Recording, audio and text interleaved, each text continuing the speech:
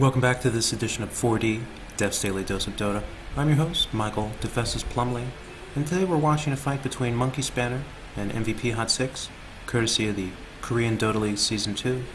And right now we're going to be entering the mid-game. It's about 43 minutes in, and we're going to see if, specifically, a Naga Siren with Radiance can beat the entire team of MVP Phoenix. Let's hop back into the game.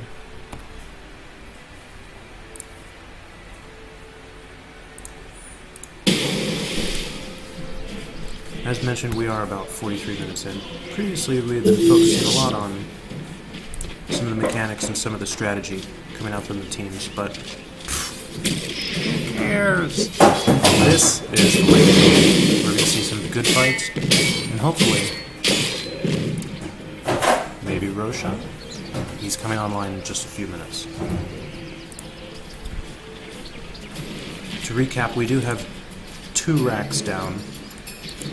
2 melee, 1 ranged. Compared with 0 for MVP, they still have some of their tier 2 towers up. Looking back at the net worth, we do have Naga, who is finally first due to this wonderful Radiance farming, up to 400 kills already. So we have seen some fantastic play from both Musica and Jubei, the 2 supports for MVP. Of course, it's easy to do fantastic play when you can get all your spells off. Let's see if they'll be able to do that in the next fight. Invoker and Darkseer looking to push bottom, along with Earthshaker in tow. However, MVP are grouping up as well. The support's sticking with our Doom, who has his BKB down to 6 seconds. Jubei and Musica have done very well this game. Disruptors had some extremely clutch glimpses, and along with the Static Storm that has killed a couple times, our Invoker. KSH started out the game going 8-1 with several very good Chaos Strikes, but as you can see now, he's 8-5. And going back to the net worth, he's fallen down to 5th. MVP are pushing out the bottom lane. It looks like they want to make a move on this bottom racks and hopefully create some space for when Roshan will be up. Also, the Aegis will be reclaimed in 30 seconds. I would have liked to see a little bit more out of the Naga Siren to be done with it. However, that could be the time now. There's a Scythe of Ice getting 4-staffed away. Great play. The meatball, whatever it's called, it does a lot of damage. Forge Spirits coming out by way of the Invoker as they're looking to D up. But you know what? This Aegis is gone. And this fight just got a little more difficult for Monkey Spanner. The BKB and the ult coming off of Dragon Knight. He has the Heart of Tarrasque online. He is very deep. The ult going off. It does capture Invoker, pushing him down. Along with the Darkseer. Instant double buyback as Doom pushes very far into the base. Tempered falls as well, a 3rd buyback, and then a 4th kill on Earthshaker. Crystal Maiden probably die eventually as well. The double death for Invoker will have him sitting down. However, Boots of Travel bring Weaver back into the fight. This is quite a big fight. The wall, the ice shards. He's so low, he will fall as well.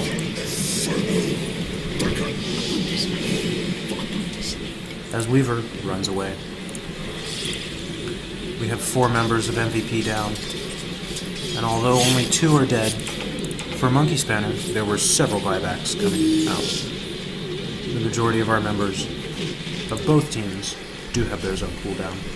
Darkseer's pushing out here. Checking for runes. He's checking for Roshan. Soon, Darkseer, you will have your wish. Naga Siren picking up his first item, along with a Gem of True Sight from Crystal Maiden. Crystal Maiden, by the way, I'd like to point out, very low HP-wise. Probably the lowest out of all the supports, only 900 HP, compared with even the Disruptor, who's up above 1,000. quite a large creep wave being farmed out here. And they are mega creeps, meaning they have more HP and they also give less gold. However, Naga doesn't really care. She has illusions, she has radiance, she has ion shell. She's going to get her kills. Up to 476 last hits. With all the members of our teams coming back online now, Jubei putting down some very key wards, I feel, especially with Roshan coming back soon. The next Roshan fight will determine the whole game, especially with as many buybacks as we have seen. The gold deficit, very high for MVP, 12,000.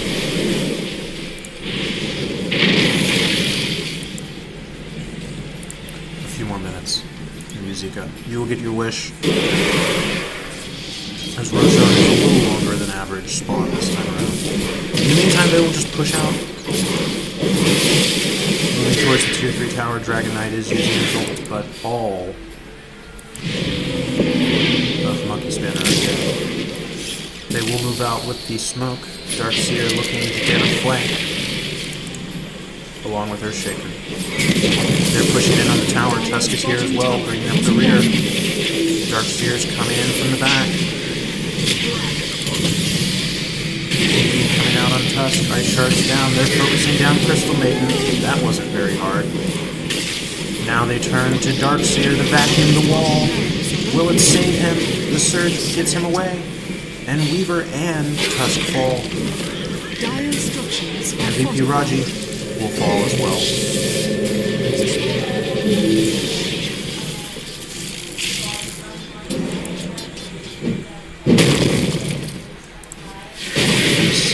Disruptor will not get away either. 4 deaths coming away of MVP. And this is the turnaround we needed. Roshan will be up soon. I think we will see. Let's check on what Naga Siren's doing. Oh, farming. Well, nonetheless, 500 last hits. She will definitely need it. We see double buybacks coming away of MVP as soon as they spotted Invoker moving towards that Roshan pit, who is up. This should be the next point of contention. I would like to see some more wards coming out for Monkey Spanner. You see very effective vision for MVP. Not so much for Monkey Spanner. Weaver's down for 41 more seconds. Invoker pushing out the lane here as we see MVP moving as a team together. They're looking to claim the Roshan kill. They did get 3 buybacks out of it. The Sunstrike from Invoker, we'll see it coming.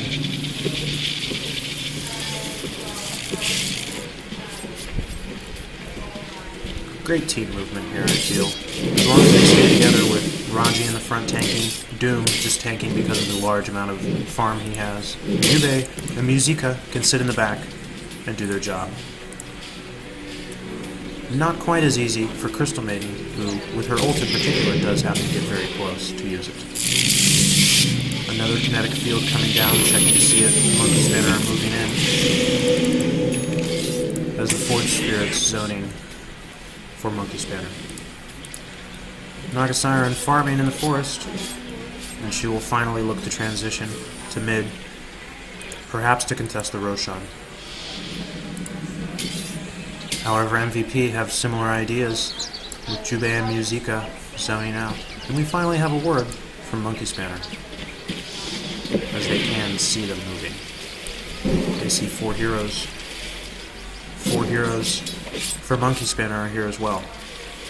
This fight could determine the game, although it is quite a deficit for MVP to overcome.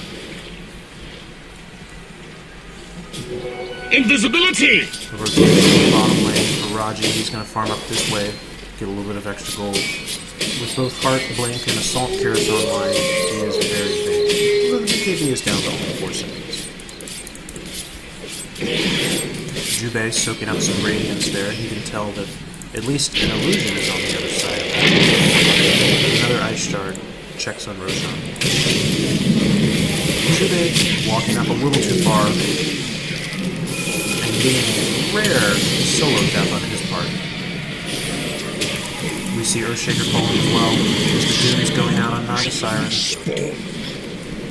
Gem being dropped by Earthshaker, but he does buy back. This looks to be what MVP wanted. Before Carl moves away. You see Invoker Ghost Walking to get away from that Ice Shard DPS combo. And MVP are looking to move in to take this Roshan. Invoker is very low, he will have to run back. We see Earthshaker fissuring here. And a Sunstrike coming back. But this should be uncontested. He comes in the back.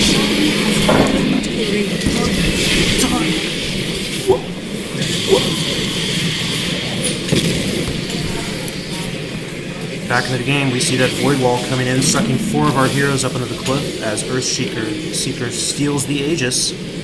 I'd say that again, but I don't think we're going to have that 4-man vacuum coming out again in this game. 2 kills going way of Monkey Spanner. Tusk fell, and good luck picking up that Gem of True Sight. That was quite a well-timed blink on both our Darkseer's part and the Earthshaker. We had a vacuum up onto the high ground into a wall combo while the Aegis was stolen by Earthshaker. The kills are even now, but as you can see, because of the many buybacks, we still have a 10,000 gold deficit. Radiant's middle tower MVP will retreat back to their tier 3 tower, easily conceding the tier 2. They don't mind. They are up 1.5 lanes of attacks. They still do have their fortification though, and I'm not sure that Monkey Spanner get the tower. The ult's coming out from Disruptor. Doom going off on Darkseer. The Chaos Meteor coming down. It will claim the kill on Disruptor. He is down again. Tusk is here though. He will help to get the kill on Naga Siren with his ult. Invoker is here. He's running away with Ghost Walk, but with the gem on Musica, he almost closes the gap before Fissure helps get Invoker away. Naga Siren does buy back. Might as well do something with all the gold, especially since he is the top net worth for his team. Crystal Maiden, probably not coming here to kill this Dim. Although we do see an attempt out of it. I guess the fissure was for Crystal Maiden. Especially with very low HP here, 1,000 HP. He's multiple levels behind. Doom is up to 24th level, 3,000 HP. He does have his refresher orb out. As we see a smoke coming way of Crystal Maiden. The time is running out of the hourglass, I feel, for Monkey Spanner. Even with that amazing Dark Wall vacuum. That will probably be on some highlight reels on YouTube in a couple days. Instead, we see MVP farming up their forest. I have a feeling that they're just going to wait a couple minutes and push again on the tier 3. I doubt that they can do that again to MVP the next time Roshan comes up. We'll see though. Instead, they move through the forest smoked, hoping to catch a Crystal Maiden farming, but most of the heroes for Monkey Spanner are back at the tier 3, expecting a push out from MVP. In time, says Jubei, sitting on the high ground. Desolator is out for Weaver, along with Lincoln Sphere. Another gem being bought by Earthshaker. Doesn't he know he could just go get it? They will definitely need that against the Weaver, though, as we see Monkey Spanner finally pushing out of their base, as MVP is rotating down to the bottom lane, with Dragon Knight pushing for it. He does pop his ult here.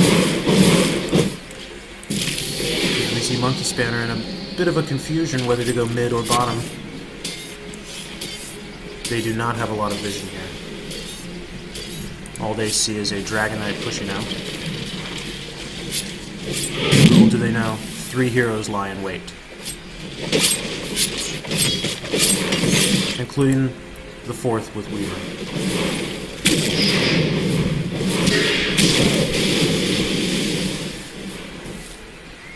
They're defending mid, but they're soon going to have to come here and defend their main lane of Rax, which is being assaulted right now by Dragon Knight. Dire's bottom barracks revealed. are under attack. The lanes go down. The vacuum claims no one, and a very quick kill going away of Darkseer. The kinetic field into ult will claim the kill on Naga Siren as well. Earthshaker staffing away, but it is for naught as the bottom lane of Rax falls as well. Doom, he's pushing in really deep. This looks like a great play.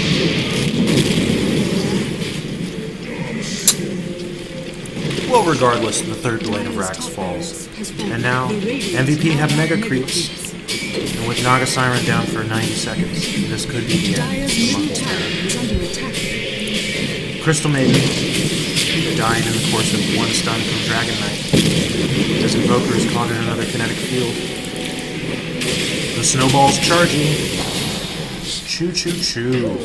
Dire's middle tower As Disruptor once again is able to get all of his abilities off. Dire's middle And 4 tower people, has fallen. Monkey Spinner are dead. The GG comes out. And it seems that will begin as the final tier 3 falls. Radiant victory. What a vacuum. We must commend Darkseer for that, but ultimately, I think, not enough. When we go back to the middle of the game, we're reminded of both Naga Siren's late Radiants. There have been earlier ones, but specifically going back to the draft, I would have liked to see someone else other than Crystal Maiden. You saw the several deaths on her part early on, and in opposition to that, we saw a Disruptor coming out from MVP. In nearly all the fights, is able to get off both the kinetic field and his ult, getting several clutch kills on that Invoker. That's all for this episode of 4D, Death's Daily Dose of Dota. I'm your host, Michael DeFessis Plumley. I hope you enjoyed the game,